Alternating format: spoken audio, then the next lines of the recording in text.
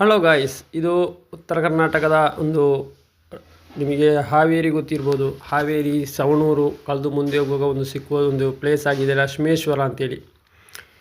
ಇಲ್ಲಿ ನಿಮಗೆ ನೋಡಬಹುದು, ಇಲ್ಲಿ ಒಂದು ದರ್ಗಾ ಇದೆ, ಮತ್ತೊಂದು ಅದರ ಪಕ್ಕದಲ್ಲಿ ಒಂದು ದೇವಸ್ಥಾನವೂ ಕೂಡ ಇದೆ. ಇಲ್ಲಿ ನಿನ್ನೆ ದೀಪಾವಳಿಯ ಒಂದು ದಿವಸ ಮುಂಚೆ ನಾವು ಇಲ್ಲಿಗೆ ಹೋಗಿದ್ದೆವು. ತುಂಬ ಜನ, ಅತ್ಯಂತ ಸೌಹಾರ್ದತೆಯಿಂದ ಸೇರಿ ಬಾಳುವಂತಹ ಒಂದು ಪ್ರದೇಶ ಇದು. ನನಗೆ ತುಂಬ ವಿಶೇಷವಾಯಿತು ಈ ಪ್ರದೇಶಕ್ಕೆ ನಾನು ಫಸ್ಟು ಹೋಗುವುದು.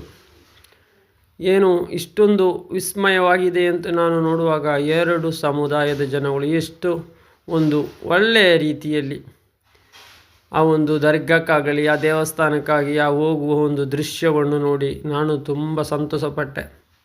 ಯಾಕೆಂತೇಳಿದರೆ ನಾವು ಇವಾಗ ಅಂತಹ ಒಂದು ಎಲ್ಲಿಯೂ ಕಾಣಸಿಗುವುದಿಲ್ಲ ಅಂತಹ ಒಂದು ದೃಶ್ಯ. ಅದು ನಮ್ಮ ಕರ್ನಾಟಕದಲ್ಲಿ ಇದೆ ಅಲ್ವಾ ಅಂತೇಳಿ ನನಗೆ ತುಂಬ ಖುಷಿಯಾಯಿತು. ತುಂಬ ಖುಷಿ ಅಂತೇಳಿದರೆ ತುಂಬ ಖುಷಿಯಾಯಿತು. ಹಾಗೆ ಹೋಗಿ ಬಸ್ಸಲ್ಲಿ ರಿಟರ್ನ್ ಬರುವಾಗ ಒಂದು ಬೇರೆ ಒಂದು ಊರಿದೆ. ಆ ಊರಲ್ಲಿ ಹೀಗೆ ನೋಡುವಾಗ ಒಂದು ಪ್ರಕೃತಿಯ ಒಂದು ರಮಣೀಯ ನಿಮಗೆ ನೋಡ್ಬೋದು ಎಷ್ಟು ಸುಂದರವಾಗಿದೆ ಅಂತೇಳಿ. ಇದು ನಮಗೆ ನಾವು ಬೇರೆ ಯಾರಾದರೂ ನೆನೆಸಿರ್ಬೋದು ರಾಜಸ್ಥಾನ ಕಡೆ ಆಗಿರ್ಬೋದು. ಇದು ರಾಜಸ್ಥಾನ ಕಡೆ ಅಲ್ಲ, ಇದು ನಮ್ಮ ಕರ್ನಾಟಕದ ಒಂದು ಭಾಗ. ನಮಗೆ ಇಲ್ಲಿಂದ ಸುಬ್ರಹ್ಮಣ್ಯದಿಂದ ಡೈರೆಕ್ಟ್ ಈಗ ಒಂದು ಟ್ರೈನ್ ಇದೆ, ನಿಮಗೆ ಗೊತ್ತಿರ್ಬೋದು.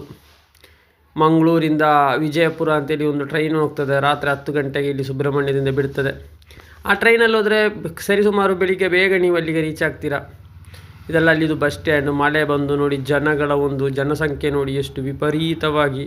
ಬಸ್ಸಲ್ಲಿ ಎಲ್ಲ ಖಾಲಿ ಇಡಲಿಕ್ಕೆ ಜಾಗ ಇಲ್ಲ. ನಿಮಗೆ ಕಾಣ್ಬೋದು ಎಷ್ಟು ಜನದಂದರೆ ಫುಲ್ಲು ನೂಕುನುಗ್ಗಳು, ಅಷ್ಟು ಜನ. ಅಲ್ಲಿಗೂ ಹೋಗುವುದು, ಎಲ್ಲಿಗೆ ಲಕ್ಷ್ಮೀಶ್ವರಕ್ಕೂ ಹೋಗುವ ಒಂದು ಜನವನ್ನು ನೋಡ್ಬೋದು. ಹಾಗೆ ಹೋಗಿ ನೀವು ಈ ವಿಡಿಯೋವನ್ನು ನಿಮಗೆ ಇಷ್ಟವಾದರೆ ಒಂದು ಲೈಕ್ ಕೊಡಿ, ಸಬ್ಸ್ಕ್ರೈಬ್ ಮಾಡಿದವರು ಸಬ್ಸ್ಕ್ರೈಬ್ ಕೊಡಿ, ಸಪೋರ್ಟ್ ಮಾಡಿ.